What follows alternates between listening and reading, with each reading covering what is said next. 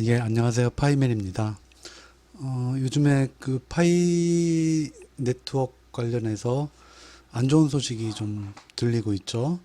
어, 이 파이 그 핵심 멤버라고 할 수 있는 어, 빈센트 맥필립과 니콜라스 코칼리스 간에 어, 분쟁이 좀 있었고, 그래서 빈센트 맥필립이 그 이 회사를 퇴사를 했고, 그리고 법적인 소송으로 진행이 되고 있다. 이런 소식에 굉장히 좀 안타까워하고 걱정하시는 분이 굉장히 많이 있는 것 같아요. 혹시라도 이 프로젝트가 무너지면서 내가 그동안 채굴한 파이가 없어지는 거 아니냐, 이런 걱정까지 생각하는 분들이 있는데, 어, 뭐 타당한 걱정이고, 그렇지만 좀 생각해 볼 부분이 있어요. 일단은 이, 요 소송 내용 잠깐 보시면, 왼쪽의 사진은, 2019년, 9월에 이 세 명이 사이 좋았을 때 찍은 거겠죠? 네. 아마 2019년 3월 오픈되고 나서 2020년 3월까지는 그래도 이 빈센트 맥필립이 자주 영상에도 등장하고 서로 사이좋은 그런 모습을 보여줬습니다. 이 스탠포드 그 학내 신문에 이렇게 사이좋게 그 어깨 동무하고 찍은 사진이 이제 실렸었죠. 그러다가 2021년 2월 초에 빈센트 맥필립이 이런 트윗을 남기고 더 이상 보이지 않게 됩니다. 파이 네트워크를 떠난다, 이런 얘기죠. 그러다가 나중에 이제 이 법원에 공개된 그 내용을 이렇게 보면 2009년 7월에 소송이 제기가 됐어요.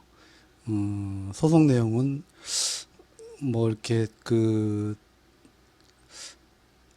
뭐랄까, 조금 가정사도 포함되어 있고, 그리고 자기가 이렇게 피해를 입었다 하는 그런 내용으로 소송을 이 빈센트 맥필립이 제기를 했죠.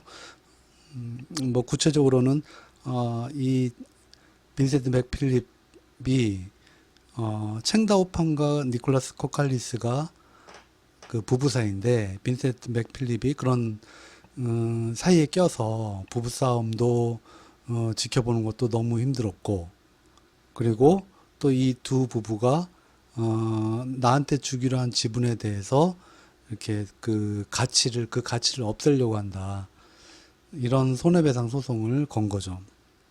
그게 2020년 7월에 소송을 진행을 했으니까,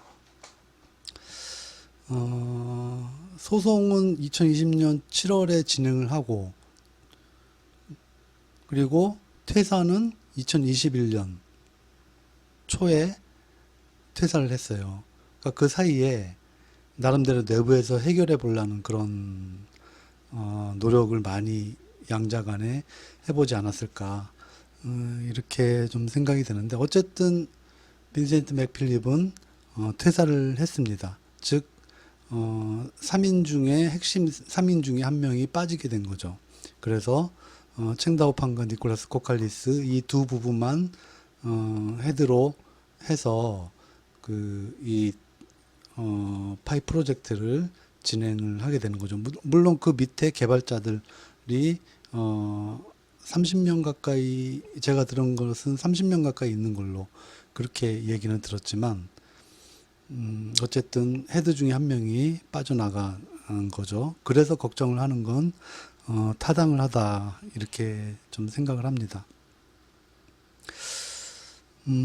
저는 이 소송 내용은 아직 뭐 이렇게 나왔지만, 그 소송에 올라간 그런 소송 기소를 하고 뭐 이렇게 또 답변서를 내고 하는 그런 내용들을 살펴보고서, 그것이 사실은 그것만 가지고 이 소송의 결과나 또 니콜라스가 선하고 빈센트가 나쁘다 또는 혹은 그 반대다 이런 식으로 판단할 수는 없다고 생각을 해요.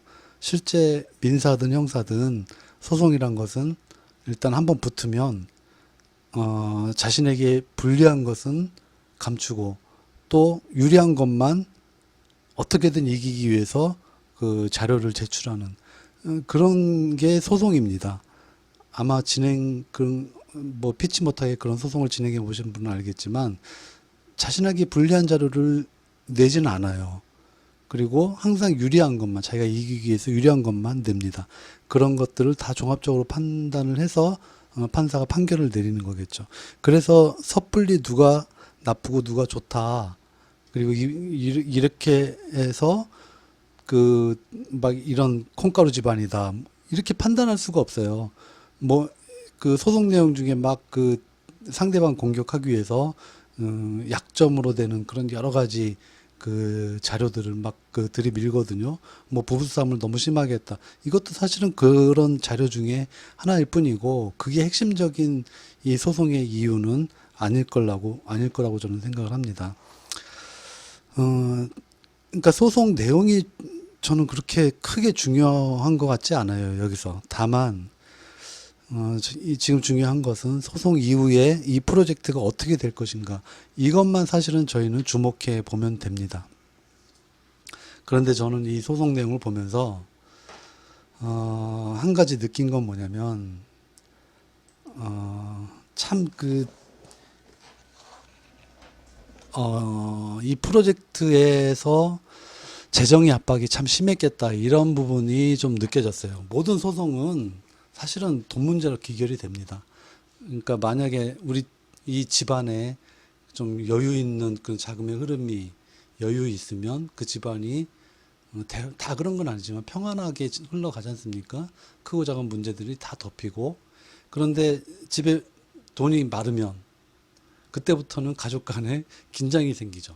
그래서 신경이 굉장히 날카로워지고 그러면서 불화가 생길 수도 있고 이런 과정으로 다 흘러가게 돼요. 그래서 결국은 이거 회사는 결국은 돈에 의해 움직이는 그런 곳이기 때문에 특히나 재정적인 압박이 있으면 내부적인 그런 불화가 생길 수밖에 없습니다. 저는 그래서 이 소송도 핵심적으로는 결국은 재정의 압박이 있지 않았을까 이런 생각을 좀 했어요. 그런데 이것은 어떻게 보면 파이 프로젝트를 처음 기획했을 때부터 사실은 필연적인 그런 모습이 아니었을까 이런 생각도 했어요. 제가 왜 그런 생각을 하냐면 기존의 암호화폐하고는 다른 방식으로 태생이 달라요. 태생부터 다르고 이후의 성장 과정 그리고 그 결과물을 내놓는 방식 모든 것이 다 다릅니다. 한번 설명을 좀 드리면 요즘에 일반적으로 코인을 공개하는 것, 예를 들어 뭐 거래소에 상장하는 방식이 이렇습니다. 첫 번째로 어떤 코인에 대해서 그 개발사가 백서를 발행을 합니다. 여기에는 뭐 암호화폐의 여러 가지 스펙이나 전망, 목적 이런 것들이 담기겠죠. 그런 백서를 발행한 다음에 그 다음에 토큰 형태로 개발합니다. 주로 이더리움을 기반으로 해서 토큰을 개발을 하고요. 그리고 그 개발된 토큰을 3단계로 배분을 합니다. 이때 사실은 초기 투자자를 모집을 해요. 그러니까 이 토큰을 배분하면서 돈을 받는 거죠.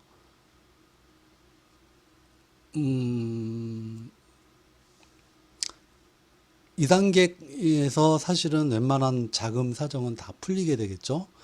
그리고 이 투자를 받아서 토큰을 배분했으면 그 다음에 거래소랑 상의를 해서 상장을 한다든지 이런 식으로 해서 투자 회수를 합니다.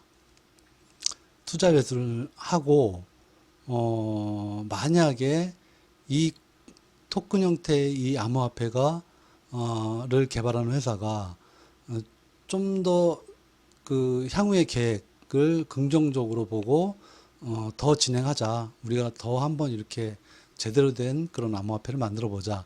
이런 식으로 계획을 갖게 되면은 그 다음엔 테스트넷을 진행하죠.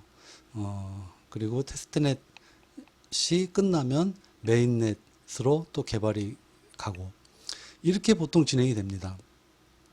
그런데 보통 이 코인 배분 단계에서 끝나는 경우도 있고요.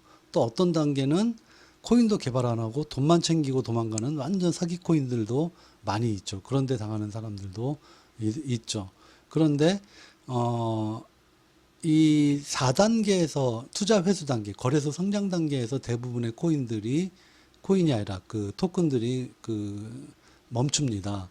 그래서 요즘에는 거래소마다 토큰 형태의 암호화폐로 그 리스트에 올려놓고 거래를 하게 하는 그런 게 굉장히 많지 않습니까?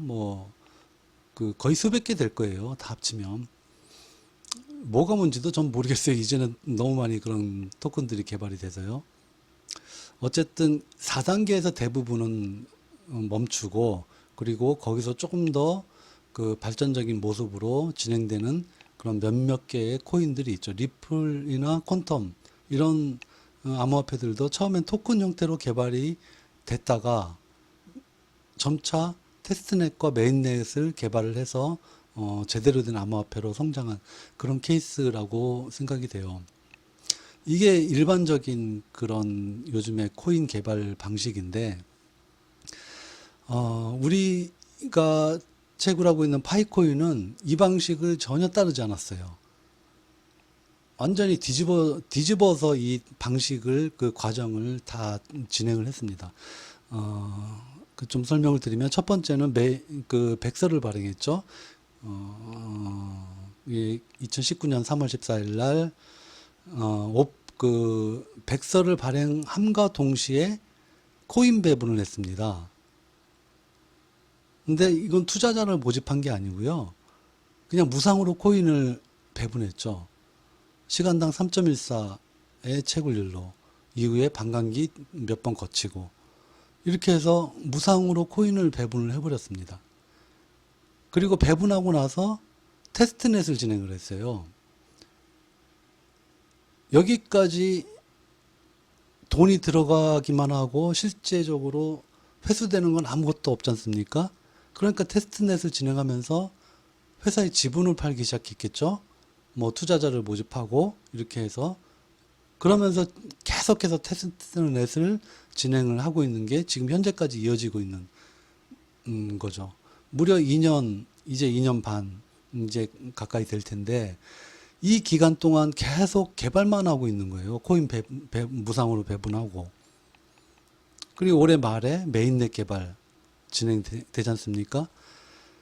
근데 메인넷 개발될 때까지도 사실은 이 투자를 회수할 수 있는, 개발된 비용을 회수할 수 있는 단계가 하나도 없었어요. 그리고 그 다음에 메인넷이 개발되면 다섯 번째, 거래 활성화를 시킬 거 아닙니까? 그랬을 때 거래 활성화가 거래소에 올라갈 수도 있고, 우리 실생활에 사용돼서 거래가 활발해질 수도 있고, 이 단계에서 투자가 일부 회수될 수는 있어요. 개발자들이 가지고 있는 코인들이 거래를 할 수 있겠죠. 그런 식으로. 그렇지만 이것도 본격적인 투자 회수 단계라고는 저는 생각하지 않아요.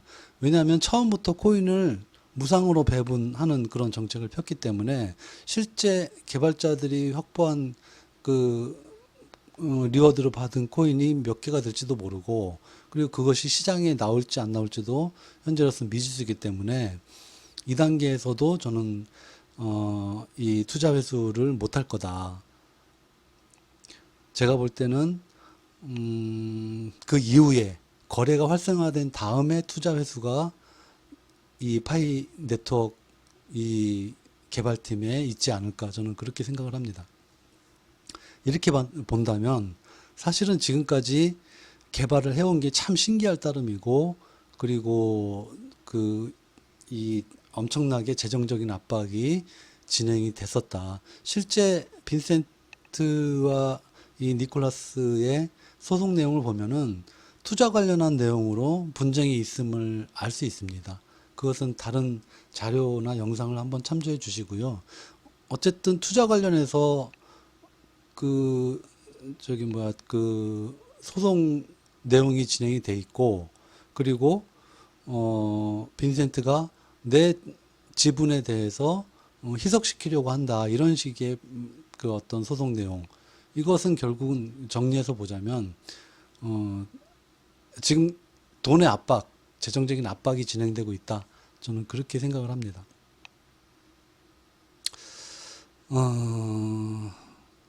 그런데 이제 여기까지는 뭐 그렇다고 하더라도 아까 말씀드린 대로 이 소송 이후에 이 프로젝트가 어떻게 될 것인가가 사실은 우리의 관심사지 않습니까?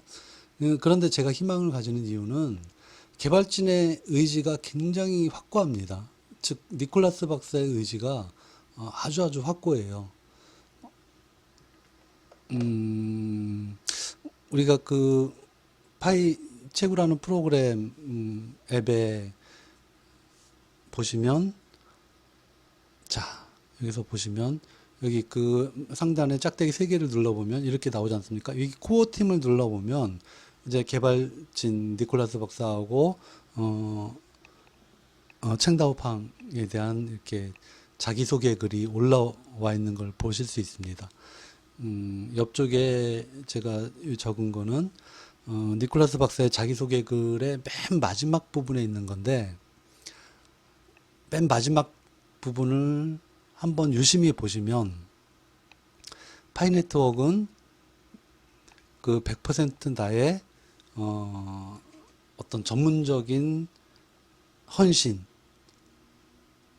직업적인 헌신, 직업적인 노력, 직업적인 결과물로 이루어진 것이다. 내 사랑하는 아들과 와이프가 나의 개인적인 헌신으로 있는 것처럼 파이네트워크는 100% 내 거다. 이렇게 의지를 밝히고 있어요. 파이네트워크는 다른 사람한테 줄 수 있는 게 아니고 내 가족과 같은 그런 내 헌신의 결과물이다. 이런 의지를 밝히고 있습니다. 그래서 니콜라스 박사가 어떤 형태로든 이 파이를 결코 떠날 수가 없는 거예요. 파이를 떠난다면 가족을 버리는 거나 마찬가지인 그런 의지를 여기서 볼 수 있는 거죠. 니콜라스 박사와 빈센트와의 어떤 그 소송 결과와 상관없이 이 프로젝트는 저는 계속 진행될 수밖에 없다. 이런 의지를 가진 개발자가 있는 한 이렇게 생각을 하고, 또 기본적으로 그 초기 프로젝트나 아니면은 좀 별로 성과가 없는 프로젝트 단계에서는 깨지기가 쉬워요. 앞으로 해도 별로 희망이 보이지 않을 것 같고, 그리고 지금 초기니까 그냥 에이, 안 되겠다, 접어버리자, 이런 식의 생각을 하죠. 근데 파이네트워크는 엄청난 성과를 지금까지 그 내왔어요. 1700만 채굴자 유저를 확보했다는 그런 발표도 며칠 전에 있지 않았습니까? 이것만 보더라도 엄청난 성과를 이미 내고 있고, 또 연말에 발표할 메인넷이 이제 얼마 남지 않았는데, 그 얘기는 지금 내부에서 엄청나게 개발 진행을 하고 있다는 건데, 이것을 다 포기하고 뭉그러뜨린다는 거는 있을 수가 없는 일이죠. 일반적인 개발 회사에서는. 그래서 이렇게 그 충분한 성과를 내고 있고 발전을 보이는 그런 프로젝트는 결코 무너지지 않는다. 저는 그렇게 생각을 하고요. 또 하나 자료를 볼게요. 자, 여기서 보시면 이제 구글을 통해서 비트코인과 이더리움과 파이네트워크의 그 검색 결과를 확인하실 수가 있는데, 비트코인을 쳐보면 오늘 현재 검색 결과가 약 7억 8천만 개의 검색 결과가 나옵니다. 굉장히 많죠. 이더리움을 쳐보면 2억 7천만 개의 자료가 나옵니다. 그런데 파이네트워크를 쳐보면 아직 공식적으로 코인이 그 나오지도 않았는데 7억 2천만 개가 검색 자료로 나와요. 거의 비트코인과 대등한 수준으로 나오죠. 자, 비트코인이 지금 나온 지 몇 년 됐죠? 12년 됐습니다. 이더리움이 나온 지 지금 6년 됐습니다. 파이네트워크가 나온 지 2년 됐습니다. 신생한데도 거의 비트코인과 맞먹는 수준의 검색 결과를 보여주고 있다는 거죠. 저는 이것만 봐도, 이 구글의 검색 결과만 봐도 파이코인이 얼마나 잠재력이 큰지, 앞으로 얼마나 폭발적으로 성장할 것인지 이것을 확인할 수 있다고 생각을 합니다. 물론 비트코인과 이더리움과 파이네트워크 가격이 뭐 같아질 거다, 이런 얘기가 아니에요. 지향점과 방향, 가격이 이 세 가지가 다 다르지만 저는 앞으로 암호화폐의 3대장이 될 수 있는 세 가지 코인을 든다면 비트코인, 이더리움, 파이네트워크, 이 세 가지다. 이 세 가지가 암호화폐계의 3대장으로서 자리 잡을 것이다. 저는 그렇게 생각을 하고 있습니다. 그래서 소송은 어차피 재정 압박이 있는 상태에서 나타날 수밖에 없었고, 어느 회사든 또 회사가 성장하다 보면은 내부에서 어떤 경쟁, 지분 경쟁, 이런 것들이, 다툼이 또 있을 수밖에 없다고 저는 생각을 하고요. 너무 많이 걱정하지 마시고, 지금 우리가 바라볼 거는 그런 소송이 어떻게 될까, 뭐 이런 것도 중요하지만 그보다 더 중요한 건 메인넷 오픈 전에, 반감기 오기 전에 최대한 많은 양의 파일을 확보하는 것, 그래서 책을 열심히 하는 것이라고 생각을 합니다. 예, 감사합니다.